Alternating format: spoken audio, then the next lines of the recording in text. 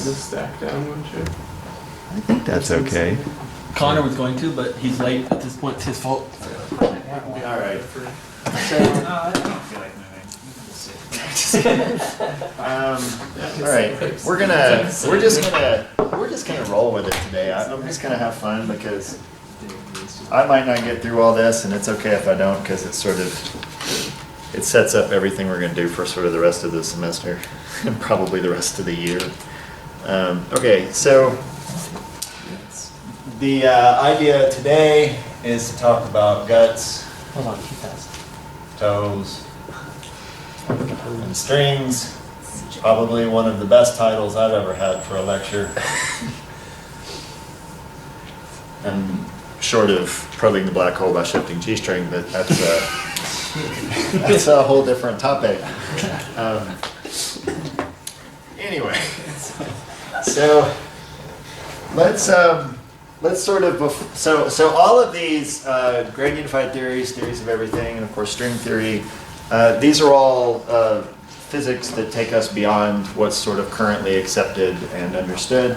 And so if we're going to talk about any of these, we have to, of course, start with what is currently accepted and well understood. So we know that, I hope that got on camera. We know that currently, and this whole talk is going to be, it's going to be very topical, but hopefully there'll be a few technical things thrown in enough. But and the reason for this is because a lot of the technical stuff is going to follow in future lectures. But currently, our best understanding of our universe is that we have 4 observed fundamental forces. And observed is going to be an important component of this story later on. And that is, of course, electromagnetism, the strong nuclear force, the weak nuclear force, and, of course, gravity. I hear the whispering. I don't know what it's about. I don't care what it's about. You should listen to what I have to say because it's gooder. Okay, so the way that we understand these forces is a bit different. The first set constitutes the force part of the standard model of particle physics. And this, of course, is described by a quantum field theory. And then gravity, our best understanding of gravity is through Einstein's theory of general relativity. And this, of course, is a CFT where I do not mean a conformal field theory, but rather a classical field theory. Okay. And we have done very, very successful calculations that match with the experiment to a high degree in both the standard model and in general relativity. But you know, a burning question, of course, is why isn't this quantized? Another burning question, why 4 forces? An early hint at the idea that you might not ultimately need to think in terms of 4 forces comes from the one of the earliest ideas of unification in physics, and that is early on there was electricity and magnetism, and these were saw as distinct but in some ways related phenomena. And then in the early late 19th century, early 20th century, especially with the advent of special relativity, we realized that these weren't in fact separate things. They were kind of the same thing but being viewed from different reference frames, and so that made them look different. And so in the end, this was promoted to a single electromagnetic interaction. So there was really only one force there, but it kind of looked like 2 different pieces depending on your reference frame and so forth. So special relativity was the secret ingredient that helped unify what was previously thought of as 2 distinct electric and magnetic forces. So taking that logic to its ultimate conclusion, you might argue, would somehow there be a framework in which these 4 forces are all manifestations of a single force, or maybe you can get partially there. And so that's what we're going to talk about, various attempts at that. starting with guts. So grand unified theories, despite the name, have a reasonably modest goal, and that is that they are seeking to unify the forces of the standard model. Okay? So guts are just frameworks in which we want to try and see if electromagnetism, the strong interaction, and the weak interaction somehow come about from some unified force. And so to even talk about guts, we have to get a little bit more detailed in our current understanding of these three forces. And so the standard model is essentially a local gauge field theory. And those words mean a lot or a little, depending on whether you've taken or studied particle physics at all. But the main observation in the fact that this is a local gauge field theory is that all of these forces correspond to some type of symmetry. And the symmetries are mathematically described by groups. They're actually described by the algebras, but I'll just use the word group because many of you have probably heard that before. And so the groups that underlie the standard model interactions are, of course, SU3, SU2 left, and U1 hypercharge. So what we find is that the SU3 interactions are the symmetry transformations on the three colors of quarks. Quarks come in three colors, red, blue, and green. And these 3x3 complex unitary matrices of unit determinant describe the transformations on those quarks that are representative of the symmetry, and that is, of course, the theory of QCD, or quantum chromodynamics. This SU2 left cross U1 hypercharge describes what is often called the unified electroweak interaction. I'll talk a little bit more about what it means by unified. And then this is sort of the fully symmetric realization of the standard model, but this is not actually the way we see it in the day-to-day, because the electroweak portion of it is actually broken through the mechanism of spontaneous symmetry breaking, and tied up with that is the Higgs mechanism. And so this unified electroweak interaction is actually broken, so that at room temperature, the set of symmetries in the standard model that we observe are just SU3 cross U1, where the U1 is the U1 of electromagnetism. Okay, so this is room temperature standard model. And I know I'm saying a lot of things that are packed with ideas that I'm not going into detail about. And the main reason for that is because if you want to learn about this, you can take my particle physics class. We go through all of this in detail. And it's not so relevant. The idea is relevant, but the details of it are not so relevant for what we're going to talk about today. Okay? So when we... So these symmetries tell us about the forces in the standard model. There's the electromagnetic, the strong and the weak forces. But there is, of course, more in the standard model than just the forces. There are the particles that things are made of, the stuff that you and I are made of. What is it? How does the song go? That's what little boys and girls are made of. So, I don't remember. There was a song, a kid's song, about what people are made of, and it's escaping me now. So we'll just kill that joke. Kill. All right, it's like puppy dogs and... Snips and snails and puppy dog tails. There you go, yeah, I knew puppy dog something was in there. Yeah, that's so lame, I hate that. Thanks for reminding me of that. Anyway, yeah, okay, so you guys, you all knew that and you were too embarrassed to say it on camera. Well, you're there now. Okay, so there's, in addition to the forces, which are describing the interactions of stuff, we have to describe the stuff itself. And the stuff itself has to actually somehow fit into this symmetry picture, because essentially these interactions,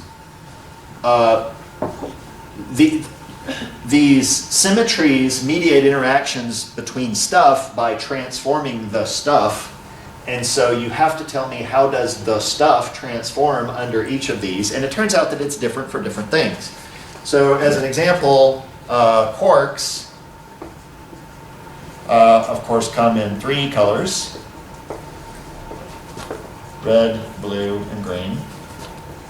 And so they transform, and I'm going to use this language quite a bit, in the 3 of SU3. And what that means is essentially SU3, so if you don't know, the definition of this is that you start with 3 by 3 complex matrices. Okay? And then you say, I want this matrix to satisfy that its Hermitian conjugate times the original matrix is equal to the identity. So that's what unitary means, and then special means that the determinant of U is +1. So this S and the U mean those 2 things. So the natural representation of this is in terms of a 3 by 3 matrix, and the 3 of SU3 just means that you will transform under the action of this matrix as a 3-component thing. It's almost a natural thing. We also call this the vector representation because it's the way you think of vectors being acted on by matrices. It's also called the fundamental representation because it's kind of the defining representation of this 3 by 3 complex matrix representation. But I'll just call it the 3 of SU3. And the fact that these numbers match kind of tell you, hey, you know, that's the fundamental. Leptons do not have color. So they transform in what of SU3? So for SU3, what would they transform in?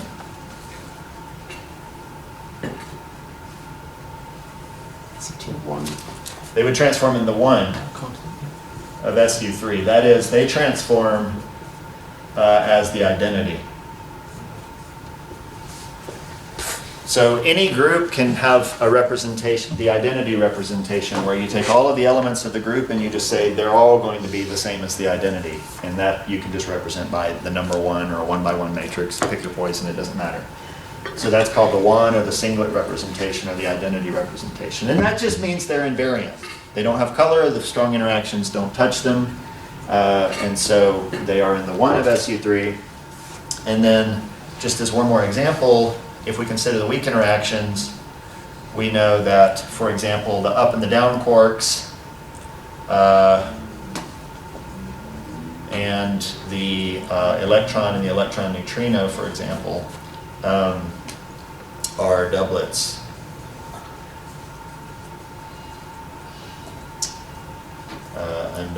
And this is probably the anti-electron neutrino, although I might get it wrong, I always forget which one it is, it's not that important, are doublets under SU2. Or they transform into 2 of SU2, the fundamental representation of SU2, the vector representation of SU2, just like quarks transform into 3 of SU3. Okay?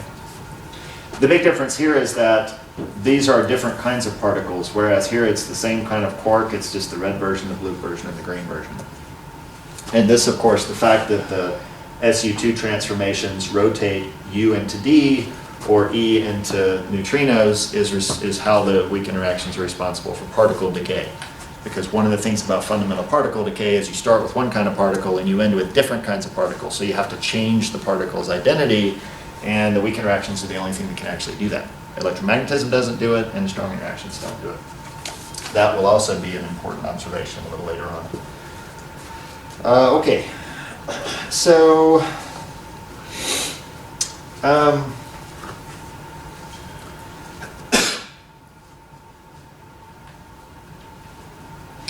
so the first sort of step, which is actually already done and well accepted in unifying the standard model, is actually this electroweak component. Okay, so unifying the electromagnetic force and the weak nuclear force into what's called the electroweak combined symmetry is a first step towards unification, and then of course the next step would be to further unify QCD with the electroweak sector.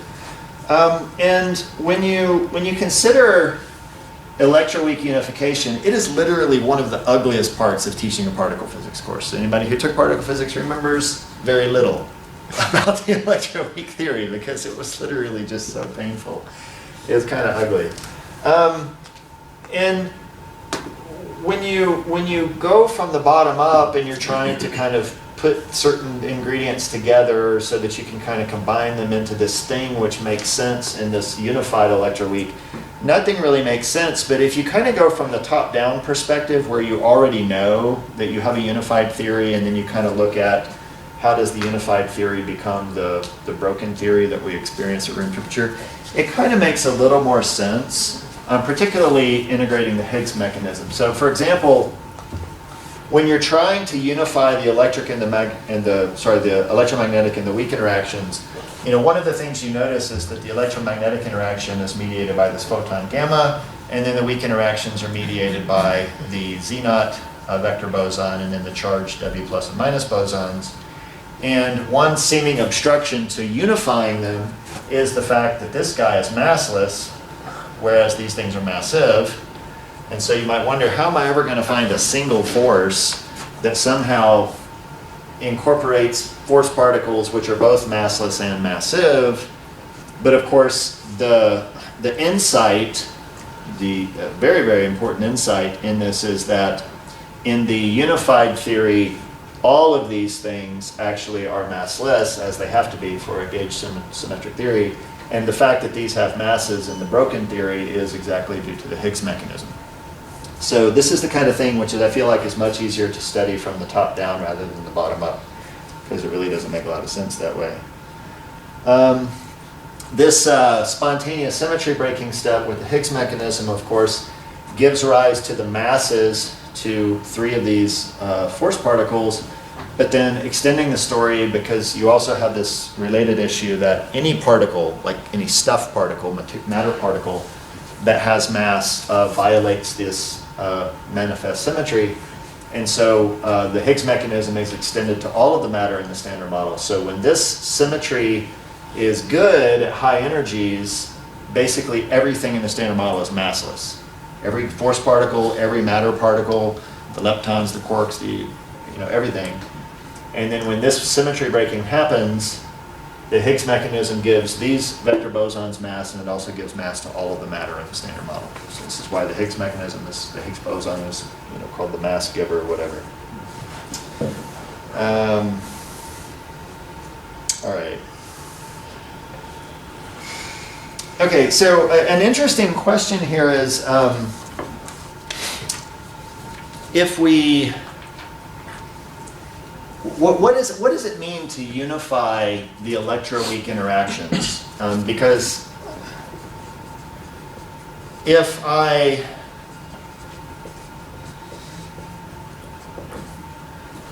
think about the electroweak symmetry group, it's got these 2 factors. Okay? Now, when a lot of people write down the symmetry group of the standard model, they're sloppy and they write this down. And SU3 for the quarks, okay? Or for the QCD part. But and when they write this down, they often say, oh, this is the weak interactions, and this is electromagnetism. And then you're like, okay, these are separate. There's 2 factors. Everything here commutes with everything here. That's what that little cross does for you. This has a coupling constant, which is associated with the strength of the weak interactions. This has a coupling constant, which is associated with the strength of the electromagnetic interaction, which is, of course, proportional to the fundamental electric charge. So in what sense is this an actual unification of these things? And the important observation is that this is crap. Okay? That's not the way it works at all. All right?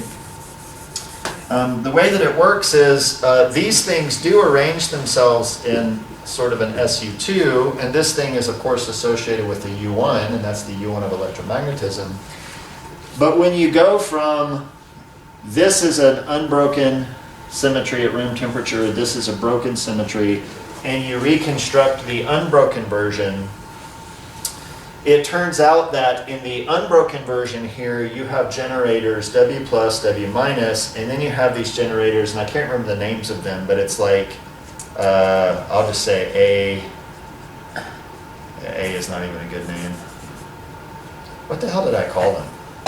I don't remember what I called them, but it was something really awesome. I'll call them B. B1 and B2. And these are both neutral generators. Here, I'm just going to call them 0, screw it. You don't need those vector indices. Okay, so just, I don't want to get caught up in the details, but SU2 has 2 charged generators and 1 neutral generator, and that's tied to sort of the representation theory underlying this. And then U1 has 1 neutral generator. So there's the 4 generators, 2 charged and 2 neutral. And then what happens is it's actually linear combinations of these two that give you, and that's supposed to be a 2.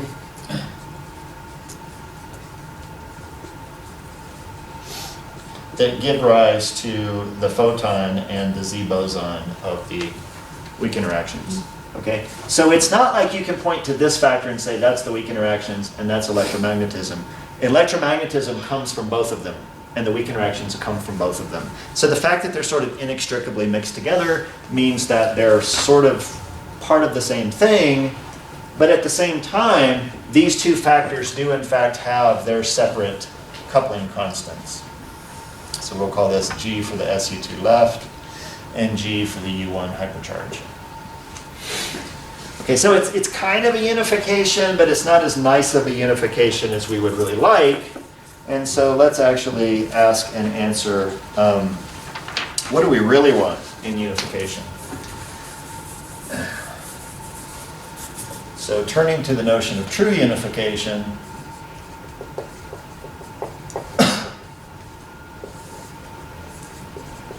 we want one group to rule them all.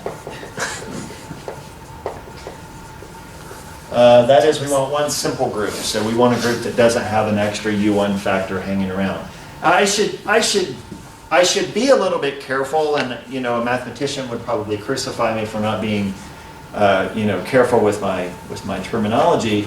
This is a group, right? I mean, this altogether is a set of transformations. Okay, so this is a group that describes the standard model, but it's got a structure which is not simple, and the word simple is even got a very precise meaning in mathematics. But what we have in mind when we talk about true unification in terms of a simple group is we want a factor that looks like one of these, not a direct product of things. Okay? And what's key about that is that if we have one factor that rules everything, then we have one coupling constant. Instead of 3, one for QCD, one for the SU2 left, and one for the U1 hypercharge. Okay?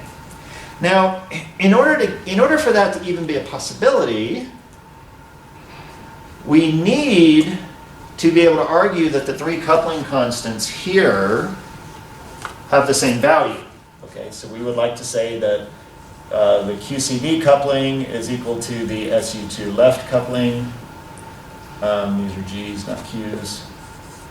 And similar for the hypercharge. And then these would all be equal to the grand unified theory coupling. But of course, this is not what we observe in nature. What we observe in nature is actually that the QCD coupling is larger than the SU2 left coupling, which is larger than the U1Y coupling, and so of course they don't all share a common value. And so how are we going to get 3 different values of the couplings for these 3 things to somehow unify into a group that only has one coupling? How in the world is that going to happen? And we talked briefly about this last time. What do we know about couplings in quantum field theories?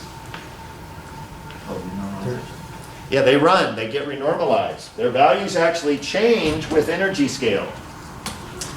And so we can ask, all right, we know the physics of the standard model at least. What happens to these couplings as I change the energy scale? And it turns out that, oh, sorry, my G's are backwards. Are my G's backwards? My G's are...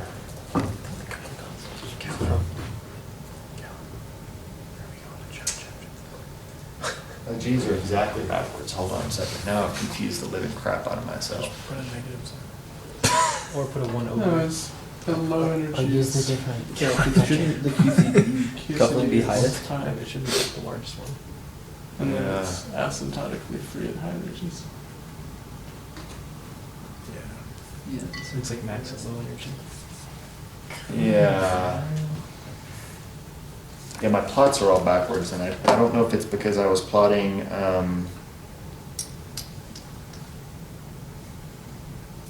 alphas or G's. Well, I'll just invert my plots. That should be easy enough. I can do this. It's an I don't think I can do this. Oh, I know what I'll do. I'll just do G inverse. Yeah, I'll just plot G inverse. That should work. Okay. It doesn't really matter. The point that I'm about to make is irrelevant. What we're plotting. Okay, so we're going to say the inverse of these guys. All right, so we'll say G inverse for U1Y starts out the highest value, and then G inverse. Why not? Why don't we just fix it on the cuff what we need? I'm just going to fix physics. Okay. So if we follow these guys, we find that the inverse of the QCD coupling grows with energy scale. The inverse of the SU2 left component of the unified electroweak interactions grows with energy scale as well. And then, of course, two lines are always going to meet at a point. That's fine, but the burning question is if I run the the U1 hypercharge inverse coupling, does it match or does it cross at that exact same point? And we find, sadly, no. Okay. So this is the running of the couplings in the standard model, and it brings great oceans of tears beneath our eyes because, damn it, if they had just all crossed at a point, then we could have said, that is where unification occurs, but it doesn't. If you look at it from the bottom,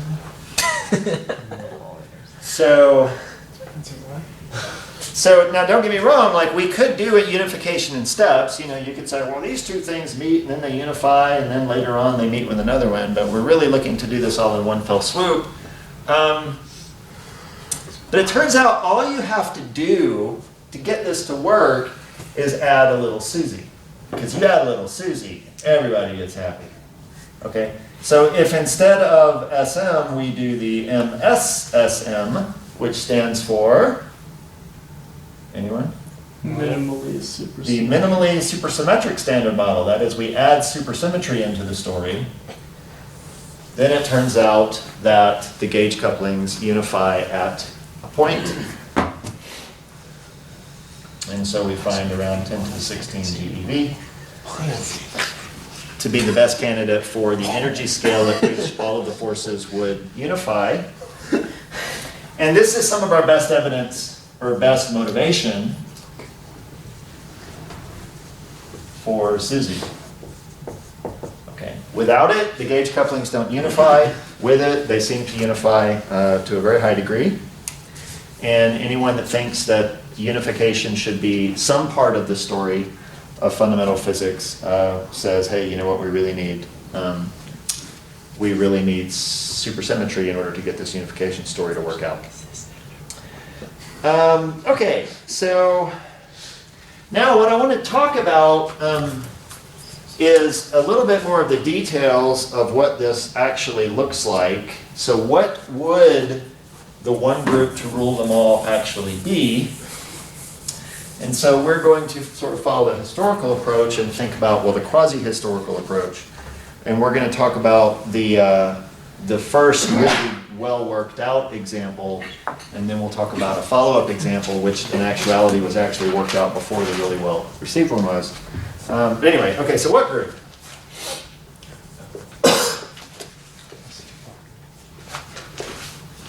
I hear murmurings in the audience.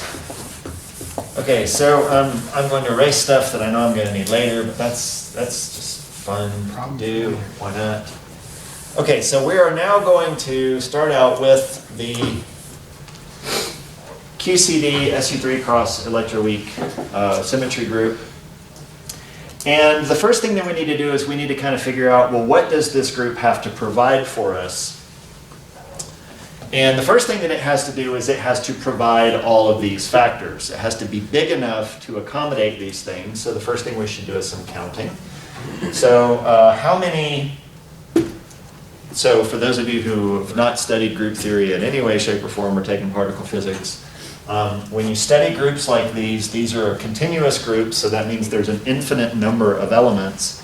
But the way that we kind of get our heads around that is we say, okay, there's an infinite number of elements, but there's sort of a finite number of distinct things you can do, and then you, by combining lots and lots of versions of those, you can build up anything. So a simple example of this is rotations in 3 dimensions. How many rotations in 3 dimensions are there? There are an infinite number of them, because the angles through which you rotate are continuous. You can pick any angle you want. But there are 3 kind of categories. There's rotations in the xy plane, rotations in the yz plane, and rotations in the zx plane, also known as rotations around x, y, and z, but I don't like to use that because it's a sad duality in 3 dimensions that doesn't extend to arbitrary dimensions. But anyway, but we can take an infinitesimal rotation around x, an infinitesimal rotation around y, or an infinitesimal around z, and just do it a lot, and then combine different ones of them, and we can build up an arbitrary rotation. So even though there's an infinite number of rotations in 3 dimensions, there's something special about the number 3. There's 3 kind of primitive things we can do. And that's essentially, in group theory language, the number of generators of the group. So now I saw Matt happily holding up his hands. How many generators are there in SU3? 9 minus 1. There are 8 in SUN in general. That's how you get the number. In SUN in general, the number of generators is n squared minus 1. Okay, so now this is arithmetic. Matt, it's going to be hard.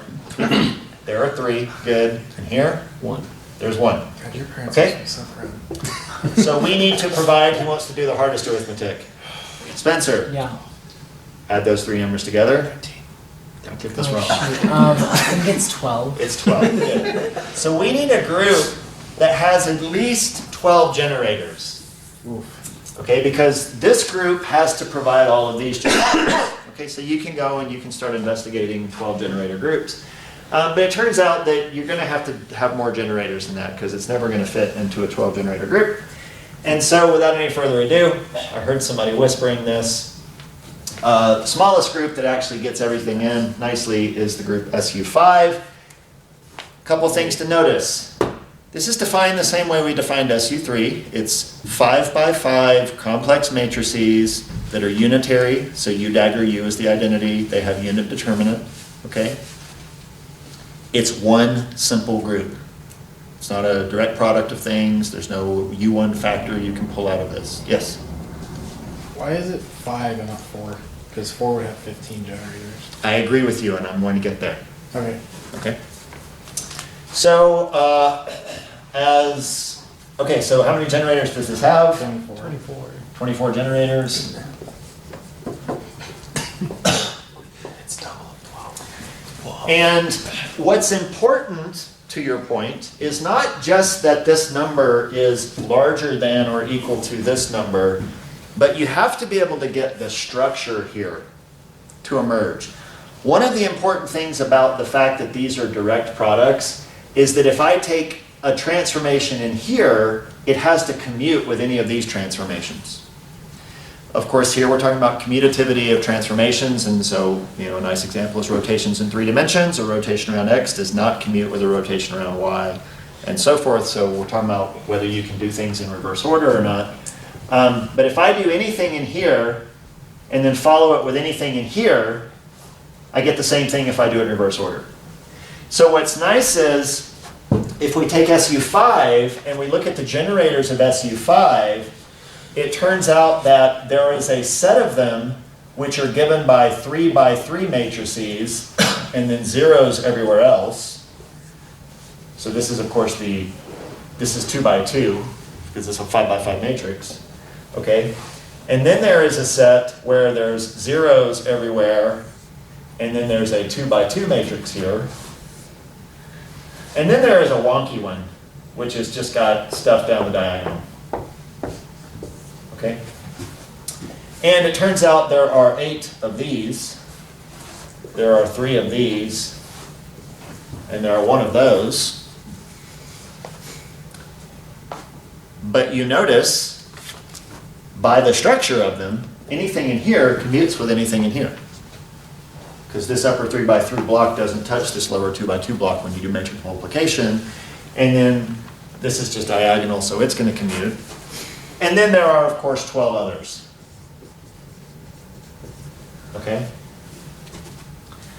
So SU5, by virtue of the fact that it's 5 by 5 matrices, and the fact that the generators, at least 12 of them take this form, we can see where at least the generators of the standard model groups can fit.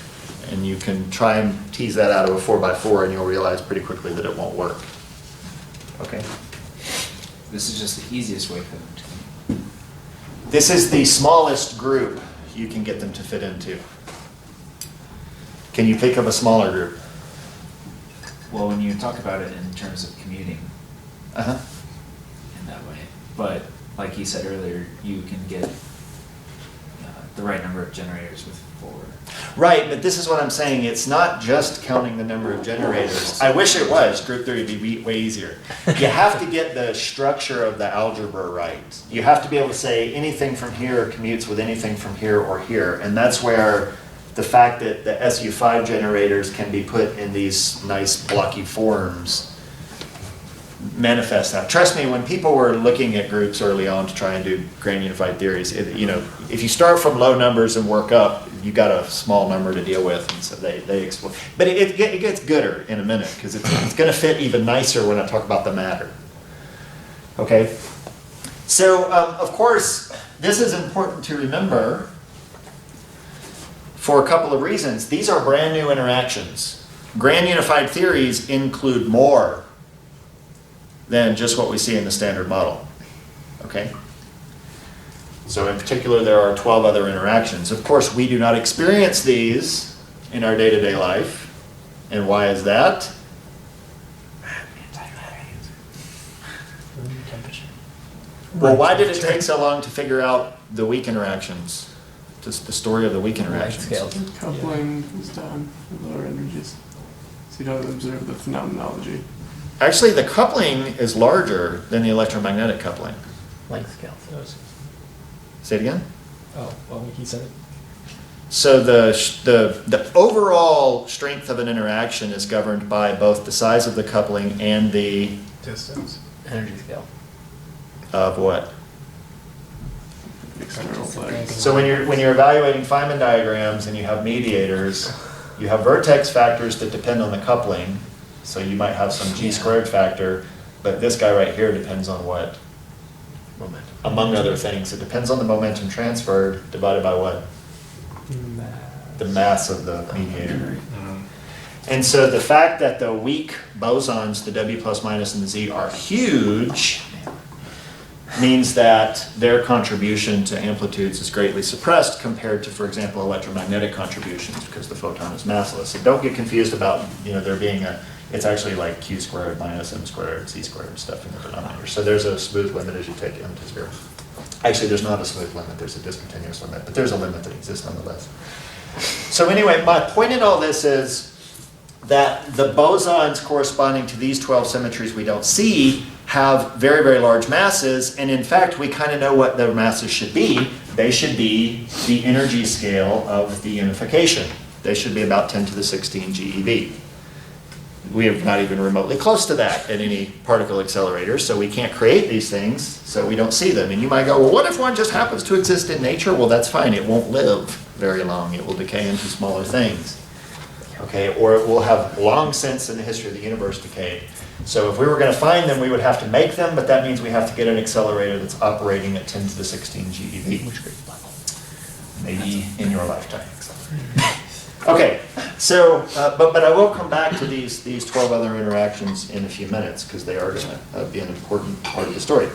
Okay, so we know that in SU5 we can fit in the gauge bosons,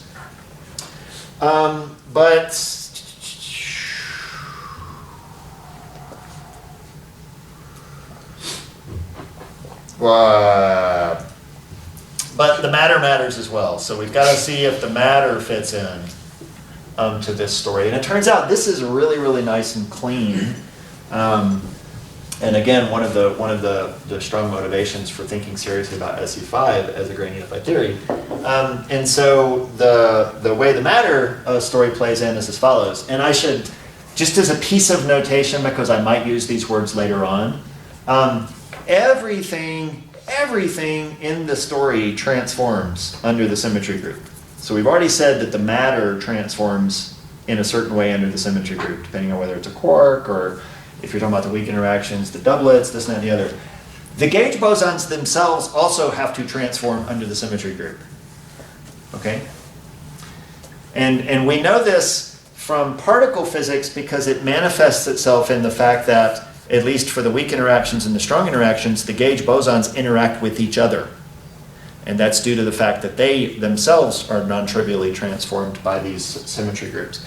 And so you might ask, what representation are they in?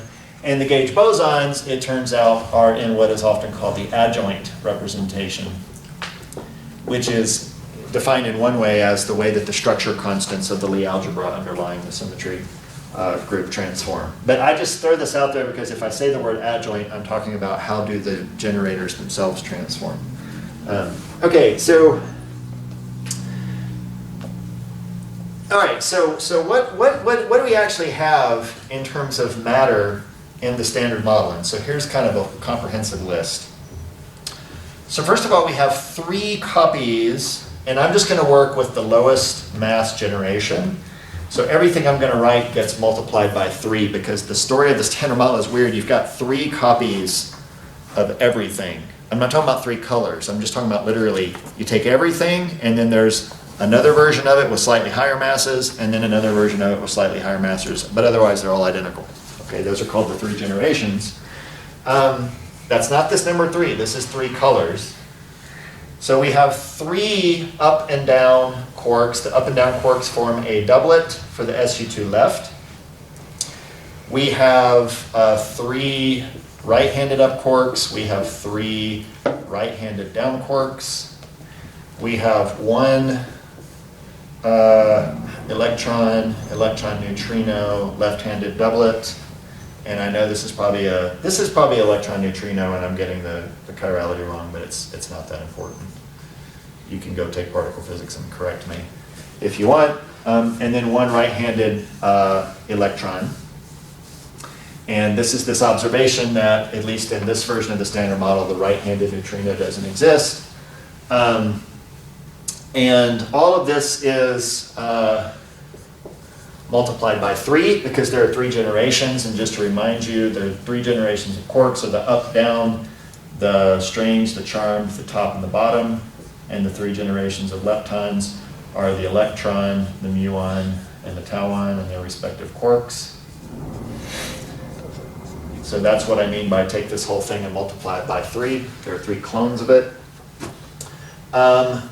If you have a mass which is not 0, then you need both a left and a right-handed version. So we know the up quark has mass. That's why there's a left-handed up quark and a right-handed up quark. Similarly here, there's a left-handed and a right-handed electron because the electron has mass. But again, in this version of the story, the neutrino is massless, and so it only exists in this left-handed state. Okay, I said all that because now I want to count. I love counting. That's what's fun about group theory. You just count. How many fields does this represent? Forget about the times 3. That's just a simple factor. How many different fields live in here? 1, 2, 3, 4, 5, 6, 7, 8, 9, 10, 11, 12, 13, 14, 15. Okay. Well, let's just work with 15 because if we can get 15 to fit, we can just do clones. Okay? What I mean by that is when I say times 3, it's this entire structure repeated. So it's the structure that I just need to get in there once. And then if I can get in there once, I can just repeat the process. So there are 15 fields that I somehow have to get into SU5. And interestingly, and I'm not actually going to write down how they go into these, they fit very nicely into 2 representations of SU5. The first is the 5 of SU5.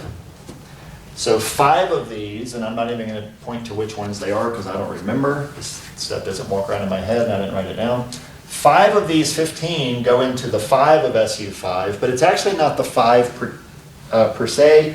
SU5 is a complex group, and so you can have complex representations, and then you can have their conjugate representations, and it actually turns out that fits into the conjugate 5.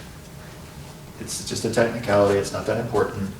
And the 10 of SU5. Now you might ask yourself, what in the hell is the 10 of SU5? 5 plus 5 conjugate? That's a good guess. The 10 of SU5 is if I take a 5 by 5 matrix, okay, but then I demand that it be anti-symmetric.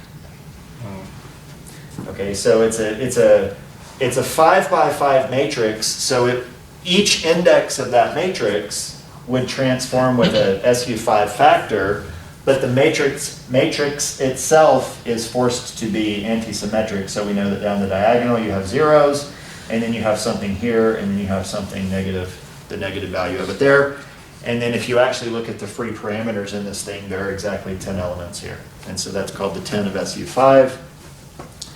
And the 10 of SU5 accommodates the other 10 of these 15 fields that we have to stuff in there.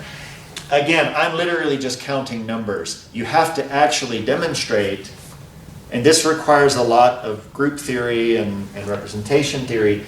You have to demonstrate that the 5 things you're putting here and the 10 things you're putting here, these things transform under SU5 in a very well-prescribed way. That's what these things mean. It's not just 5 random things I threw together. But you have to show that when you transform these by SU5 and you transform these by SU5, the transformations of the things you stuffed into here and the transformations of the stuff you put into here reduce to the transformations of these 3 things on these various things as they should be. So there's a lot of algebraic structure that has to be compatible when you say that this is fitting. It's not just counting. There's a lot more detail to the story.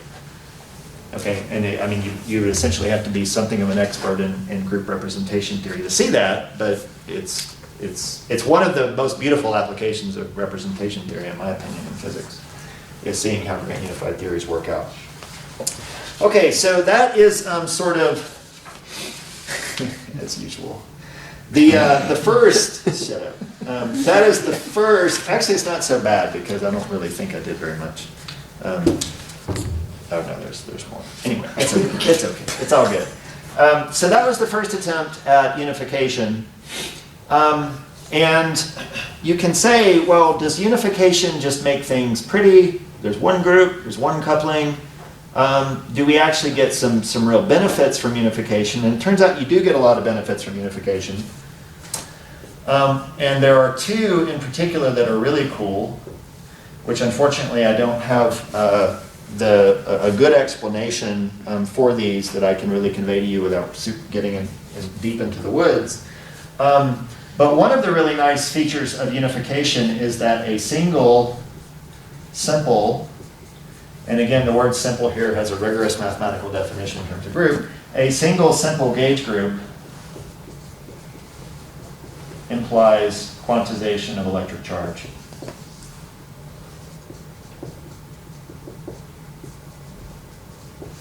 Okay? And the essential feature that underlies this is in the standard model, okay, there's this U1 factor. And then you have the SU2 factor, SU3 factor. These things don't commute. And by that I mean different SU3 transformations don't commute with each other. Different SU2 transformations don't commute with each other. But the U1 commutes, it's just a single thing, so it commutes with itself. Okay? The fact that you have a commuting part of the standard model group means that the values of the charge associated with this, which ultimately gives rise to the values of the electric charge, the fundamental electric charge, the values of this charge are allowed to be a continuous range of values. There's nothing discrete about them. That is, of course, not what we observe in nature. We observe everything comes in discrete units of the fundamental electric charge, or discrete multiples of the fundamental electric charge. So in the Standard Model itself, because of that one bad boy, you can't really explain why charge is always quantized. But in a grand unified theory, there is no abelian piece. Everything is non-abelian from the get-go. And since this is the fundamental starting point, from the fundamental starting point, all charge is quantized. Okay? Now there's a leap there, like why is it that a non-abelian thing has quantized charges and an abelian thing doesn't? And you just kind of have to take that as a given. But it's one of the huge upshots of a grand unified theory based on a single simple group, and that is quantization of electric charge. And another upshot is that this scheme, especially the representations of how these things are combined into the 5-star and the 10, gives us an argument for why the charge of the proton is exactly minus the charge of the electron. Okay? I mean, even if charge was quantized, you don't necessarily have to have it so that the charge of the proton exactly balances the charge of the electron, but of course we know this is probably one of the most important balances for the universe as we know it, because if these two things were different by even a smidge, all hell would break loose. And so you can actually see from the representation theory of SU5 that this is actually a condition which is forced on you, and then of course with quantization of electric charge, then you get quantization of the proton charge in the same units. But anyway, so those are two really nice features that are not explained in the Standard Model, but are explained in grand unified theories. But you could ask yourself, can you do better than this? Can you do better than SU5? And of course, to do better, you have to go bigger.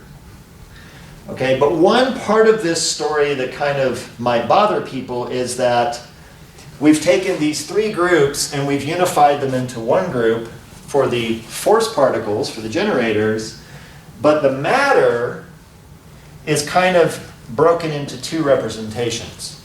And so you can ask yourself, is it possible that if we go to a bigger group, obviously we're going to be able to get the generators into the group, but can we get it so that all of the matter of the Standard Model fits into a single representation of a larger group?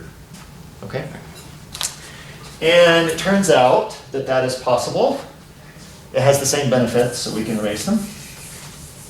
And that larger group, which is the next largest in a sense, is SO10. Now SO10 looks really big, right, compared to SU5.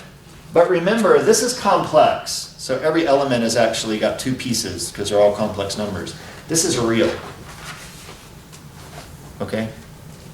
So every element has half the degrees of freedom of the complex case. So it's really not that much bigger of a group. It is a little bit bigger.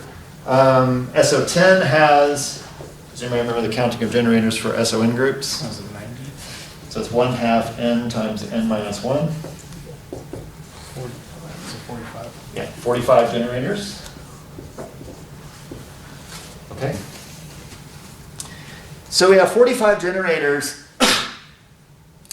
And if we actually want to look at how that breaks down, so the 45 generators of SO10, which of course transform in the adjoint of SO10,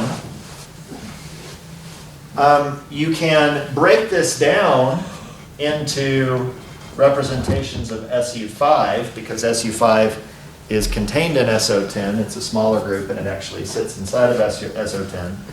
And so the 45 breaks down into a direct sum of the 24, the 1, the 10, and the 10 star. Okay, so this is the adjoint of SU5. And then we have, oh no, sorry, that's the 10. 10. So we have the singlet of SU5, the antisymmetric representation, and the conjugate antisymmetric representation. So the point of me showing you this is that if SU5 sits in SO10, which just like, yeah, this has got 24 generators, this has got 45. This is big enough, but does it fit? Well, the fact that it fits is seen by the fact that this 45 of SO10 decomposes naturally into SU5s, but here's the important thing. Because you have the 24 of SU5, we know that all of that stuff I wrote up here about these matrices commuting and giving me the right structure of this also works for SO10. Because all the love of SU5 is in SO10. So whatever advantage we got from SU5 and unification we also get from SO10. The question is, what else do we get? Well, obviously we get more things because we now have an extra 21 interactions. Okay? But the interesting part comes in when you ask, where's the matter? Okay? So for SO10, we have the 10 of SO10. The antisymmetric of SO10, any guesses on what the antisymmetric, how many degrees of freedom are in the antisymmetric representation of SO10? So you do a 10 by 10 antisymmetric matrix. How many elements does that have? You guys can do this. So 45. 45, yeah. Oh, look at that. We've seen that number before. Turns out the antisymmetric representation of an orthogonal group is the adjoint representation. Okay? But the bad news is that 10 and 45 don't have anything to do with 15. You can subtract 10. And you can poke around with other representations of SO10, and you're never going to find something that exactly gives you 15. Okay, so why am I sitting here saying that SO10 works? Well, it does work, but it works for a very interesting reason. First of all, you've got the identity representation, which is the 1, and then you've got the fundamental, and then you've got higher representations. So the question is, where are you going to find something that's around 15?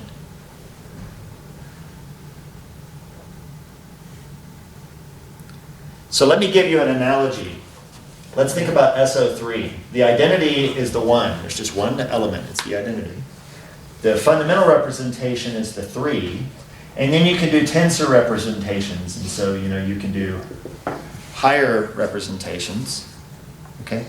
But if I want something that's between two of these, like between the 1 and the 3, what can I appeal to? Are there representations of SO3 that lie somewhere between 1 and 3? SU2? Well, what representation of SO3 is that? It's the spinor. So the spinor representations don't have to sit in this sort of bosonic string of values. And so it turns out, if you look at the spinor representation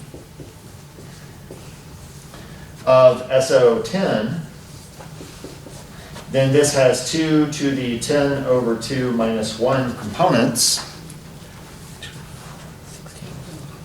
Okay, and yeah, so it's 16. And this is a counting which we do in particle physics, so you're basically taking the space-time dimension and you're breaking it up into pairs of dimensions to form planes, and then for each plane you define a rotation and a corresponding SU2 factor, which gives you a 2-component spinor. And so naively, your spinors in n dimensions have 2 to the n over 2 individual components. But then in certain numbers of dimensions, special things happen. You can define the spinors to be real. And so, or you can decompose them into left and right. And so this corresponds to just taking a left or a right copy of an SO10 spinor. So just to give you an analogy, in particle physics, we took SO4 and we broke it up into 2-component Weyl spinors. Oh man, I'm losing teaching already. Which had 2 to the 4 over 2 minus 1 equals 2 components. Okay, so the fact that this has 16 components is just a curiosity of how the dimension of spinor scales as you change the number of dimensions of space-time. At any rate, we're very, very close. 16 is a lot closer to 15 than 1, 10, or 45. But the question is, why is it 16 and not 15? Because there's a right-handed neutrino. Exactly. Because in 10, you naturally get to put in a right-handed neutrino to complete the 16 in the spinor of SO10. Okay? So one of the advantages of SO10 is that it naturally incorporates the right-handed neutrino version of the extension of the standard model in a way that SU5 doesn't. Okay? So I'm just going to finish up, because we're obviously out of time, and I'll just do the rest next time, but I'll finish up with one of the very, very important observations in grand unified theories, and that is, I didn't actually write down what the content of these things are, but one of the very important observations of it is that, for example, the 5 mixes quarks and leptons. So, for example, I believe the 5-star has the red, blue, and green versions of the anti-down quark, and then the electron, neutrino, and the electron. And then the 10 is just, some 10 by 10 array of these things. But anyway, the important thing is that when I do an SU5 transformation on this, if it's one of these, it just screws around with the quarks. If it's one of these, it just screws around with the leptons. Okay? If it's this, it's not obvious, but that's actually not doing anything really interesting. But where it gets crazy is when you think about these 12 other ones, because generically these 12 other ones transform quarks into leptons and vice versa. So these 12 additional interactions could take something made of quarks and turn it into things made of leptons. Now, why is that important? This is not something that can happen in the standard model. If you start with quarks, you end with quarks. I mean, you can take quark, anti-quark, and do whatever you want with it, but if you start with just quarks, you're always going to have quarks. You're never going to transform those into leptons. So what do we know about the masses of quarks compared to the mass of, say, the electron and the electron neutrino? Different. They're bigger. Okay. So things which are heavy tend to decay into things which are light. Now, what is the lightest combination of quarks? The proton. Well, if I have an interaction which can turn quarks into leptons, then I have an interaction which can take a proton and turn it into electrons. That is, it can decay. So one of the main features of any grand unified theory is that these additional new interactions mediate proton decay. But of course, proton decay is a very tight constraint because we don't see protons decay. So we have an expectation of the proton lifetime in the order of at least 10 to the 31 years. Okay. But you can take that and you can turn it into, okay, that means that these interactions, if this is the true story, these interactions must be mediating proton decay on average no more than once every 10 to the 31 years. They're extremely rare events. Well, how do you make an event how do you make an interaction happen very, very rarely? You either make the coupling really small or you make the mass really big. But remember, these things have masses of the order of 10 to the 16 GeV. Okay. Pretty big. Yeah. So the story is actually consistent. Ostensibly, if this scale were very low, if the coupling's unified at a very low energy scale, that would show up in proton decay. Okay. But these two numbers are actually commensurate with each other. Yeah, and then the one other thing that I'll mention, and we'll get out of here, is the fact that 10 to the 16, which is the gut energy scale or the gut mass, mass and energy are interchangeable, so I might write E, I might write M. This is much, much larger than 10 to the 2 GeV, which is, of course, the Higgs scale, or the electroweak symmetry breaking scale. Okay? So there's this huge gulf in energy ranges between sort of the standard model physics as we understand it in terms of this thing. So that's, we know that that kicks in at 10 to the 2 GeV. And then in principle, nothing extra happens until you get to 10 to the 16 GeV. Now that's a huge problem because when you get to this theory, although all of the standard model matter and gauge particles are massless, there is one particle that has a mass. There's one that has a mass, and that's the Higgs boson. So the Higgs particle, when you get to electroweak unification, the Higgs field is the only field that has a mass. Everything else is massless, and then they get their masses through coupling to the Higgs. And the Higgs mass is around 10 to the 2 GeV. So all the energy scales at which things happen and the masses associated with them of the particles that are intrinsically tied to the event at that scale. I'm not saying the electron mass is at 10 to the 2 GeV because the electron mass is dictated by the size of the coupling of the electron to the Higgs, and that's a separate parameter.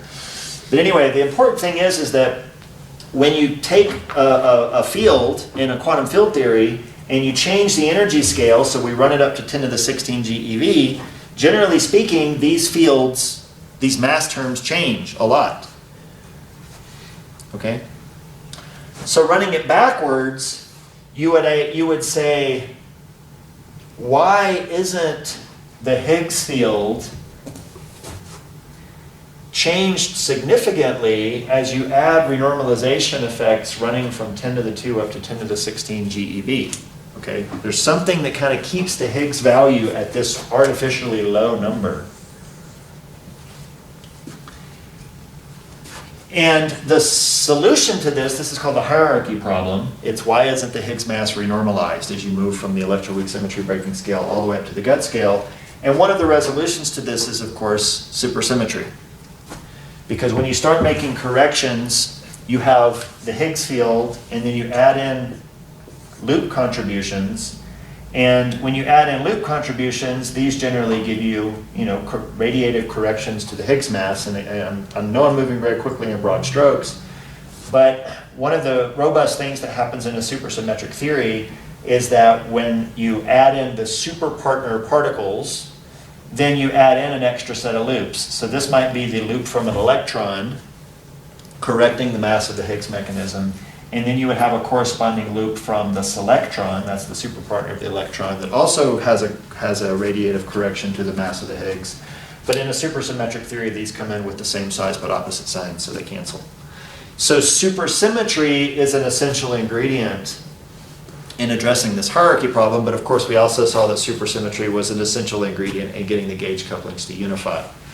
So you can take, it's a chicken and egg thing. You can either say, I believe in supersymmetry, and wow, the details of grand unified theories work out so nicely because of that. You don't really have this hierarchy problem, the gauge couplings unify. Or you can say, I really, really want there to be a grand unification at some scale.